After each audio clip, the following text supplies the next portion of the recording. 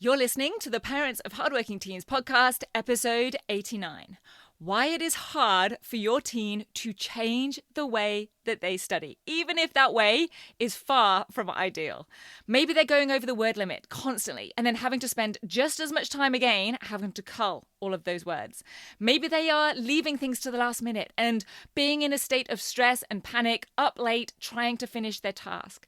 Maybe they spend lots of time copying out heaps of study notes, doing tons and tons of research, knowing that this probably isn't the most efficient or effective way to do things, but they're still doing it anyway. If your teen's doing any of this or something else that you know and you can see is probably not the best way to be doing things, but they just can't seem to change, then this episode is for you.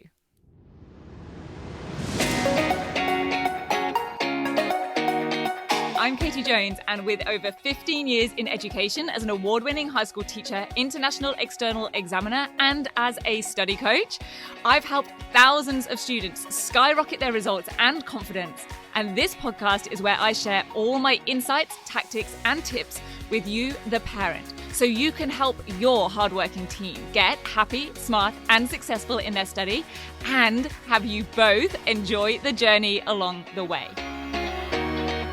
This is the Parents of Hardworking Teens podcast. Hi VIPs, very important parents and carers. How is your week going so far? I feel like it's that time of the term where things are starting to feel a little bit heavy. We're not close enough to the finish line for Easter yet, but we're also way past that flurry and excitement of the start of the year and that early time when the weeks just seem to be whizzing by. Plus, I have just mapped out the whole rest of the year for Rock Solid Study, exactly what events I'm going to be running and when, what they're going to look like. And that, of course, has a mix of excitement, but also, just like your teen probably feels when they see all of their assessments mapped out, maybe a little bit daunting, and just having that feeling of, okay, there is a lot of work to be done here. So if you or your teen is feeling anything like that, then I can totally relate right now. I'm having to remind myself to follow all of my own advice and systems of chunking everything down, scheduling outcomes, and definitely trying to find the most effective way to do things to create the best outcomes for everyone. And I have to say, I do really enjoy that as a challenge in general, but it's not always easy to do. Definitely easy to say. It's a bit like the work smarter, not harder thing, but it's not always easy to do. Sometimes we might even know that there is a better way to do something, but we just like to do it our way, right? It's sometimes a little bit weird how that happens, and I do see it happening a lot for students. They've been perhaps told or shown or have even tried something out that is objectively a better way to do the thing, but it's just really hard to stick to it. We fall into our previous habits. And I'm not going to get into the psychology of habits, things like, you have to stick to something for X number of days for it to really stick, or what the neural pathways are. What I want to share today are my thoughts and experiences around some of the habits that I see keeping students struggling in their study or having a study life that just isn't as good as it could be, and why I think that is happening. And overall, when it comes to study, I've distilled all of these experiences down to three main reasons why students are sticking with subpar, let's call them, strategies, even when they sometimes know they're not that great. And these are reasons that really have come from over 17 years now of teaching and tutoring and study coaching, and also in reflecting on myself as a student and in life as well. So number one is simply that they are getting by. And although it might not be great, it's okay. It's doable. And staying okay is in some ways easier than facing the challenge or the effort of actually having to change something. Reason number 2 is that your teen might be getting great results. So any kind of change that they put in place is going to feel like a risk to them. They might be killing themselves to get those results, but they don't want to do anything that might jeopardize those results that clearly mean so much to them. They would rather stay with the discomfort of what it is taking to get a top result than face the potential discomfort of dealing with or facing maybe a lower result. And then reason number 3 is that they simply don't know a better way. That this is the only way that they know how to do things. And until a clear and proven alternative comes along, then how would they change anything? So let's consider what this might look like in reality. So I'm going to refer to some real life students here. But for this first example, I am going to change their name. The other 2 students that I've been thinking about with this particular topic have both shared their stories publicly. They've got videos. I will tell you where you can find them when I get to those. But this student hasn't, so I will keep them anonymous. So we'll call him Harry. Harry is basically a bit of a nightmare, in his mum's words, for leaving things to the last minute.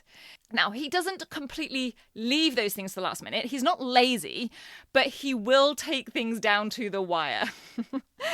I do know this drives his mum mad, and he also has a little bit of a reputation with his teachers and with me of literally uploading a submission at the very last minute. He'll be making final changes, writing in a final conclusion, right up until, let's say, 8:59 a.m. when the deadline is 9 a.m. for a submission. And here's the problem.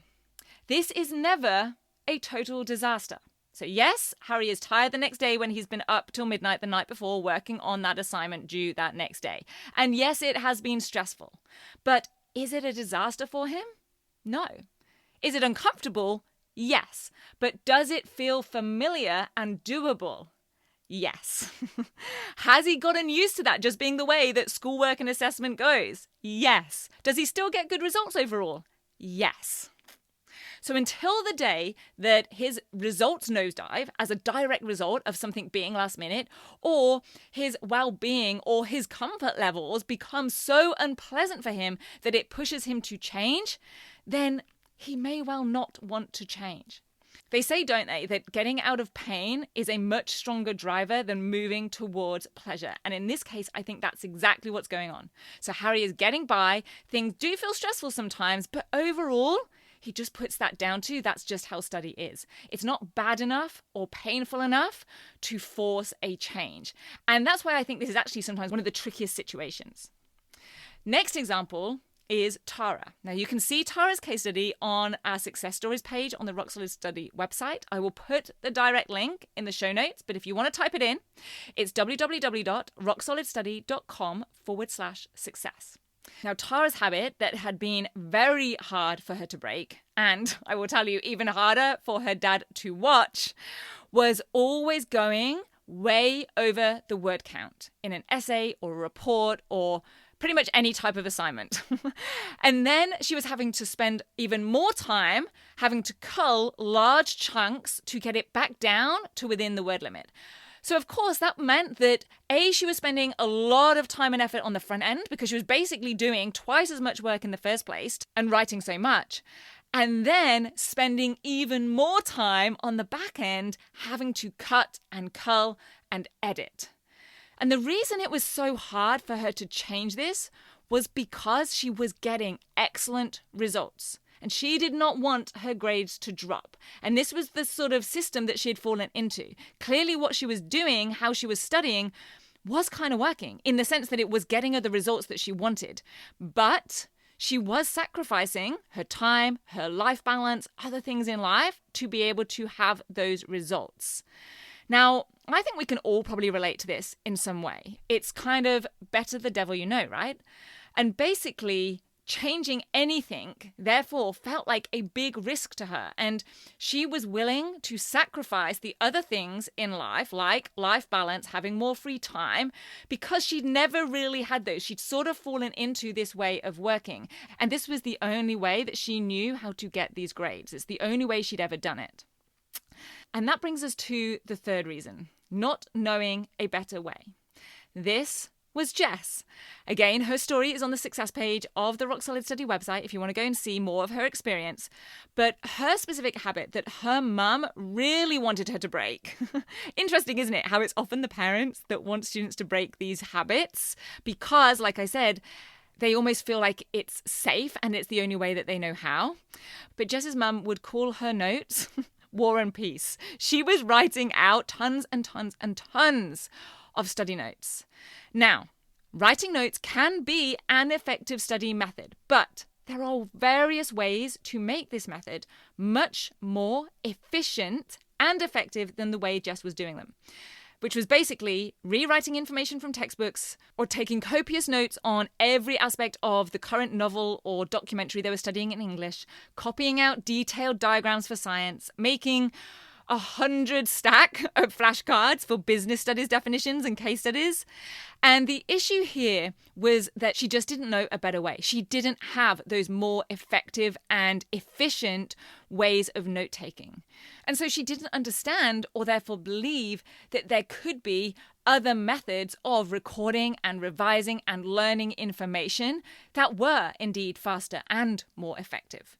It was about breaking that belief that doing more and more was the best way, and instead building the belief that there can be ways that are A, faster and more effective. Not one or the other, but can actually be both. And this is why having systems, support, ongoing feedback and coaching is so helpful if anyone is trying to basically change anything in their life. Just knowing that something could be better isn't necessarily enough. For example, we know that the steamed rice and chicken and broccoli is a better option for dinner than the pizza or the fries, but that doesn't mean that we're always going to opt for that better option, even if we actually feel like we want to. Because familiarity is actually a strong comfort. Even if the thing itself isn't comfortable, even if staying up till midnight trying to finish an assignment isn't comfortable, the familiarity can be comfortable. So when Harry's up late, frantically trying to finish the essay to hand in the next morning, it isn't a pleasant experience. It is uncomfortable, but it's also very familiar. And when Tara or Jess didn't want to risk their results by studying in a different way, that risk felt more uncomfortable than the familiar discomfort of working and studying harder and longer than was necessary.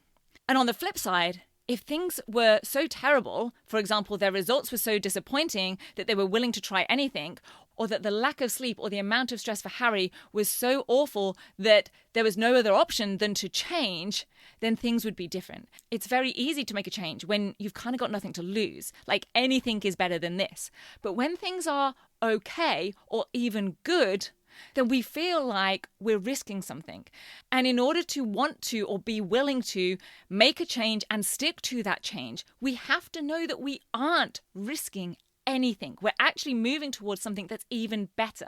We need to know that we are not stabbing around in the dark, hoping that this new thing or this new system or this new way of working actually works. We need, therefore, proven systems to make sure the things that we are trying to avoid don't happen. And make sure that the discomfort of trying something new or doing something different absolutely pays off.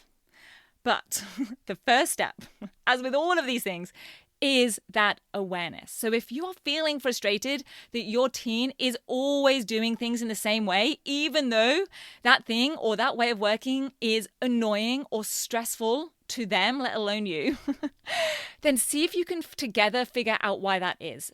Is it one of these three reasons? Number one, it's not ideal, but it's doable, and they're kind of used to it. Like Harry, always working to the last minute, no matter how early he starts on the task. Number two, already getting the results that they want, so any change feels like a risk. Like Tara, doubling her work with her word counts, but accepting that in order to get the result. Or number three, just not knowing a better way, like Jess and her note-taking. And all of these things can absolutely be overcome. But we have to at least feel like we are eradicating or minimizing the risk by having proven systems and support, which is exactly why that is what I aim to provide for students in my training and coaching. I hope you and your team have a wonderful rest of your week, and I will see you back here next week. Take care. Bye. If you're ready to have your teen achieve their best possible results with less stress, then I want to invite you to enroll them in the 10-week grade transformation program, where they're going to learn the key concepts, skills, and strategies to catapult their performance in assessments and exams. It's risk-free. They either achieve bigger and better results with a whole lot more confidence in 10 weeks, or we refund you in full. Just head over to www.rocksolidstudy.com/program, and I'll see you there.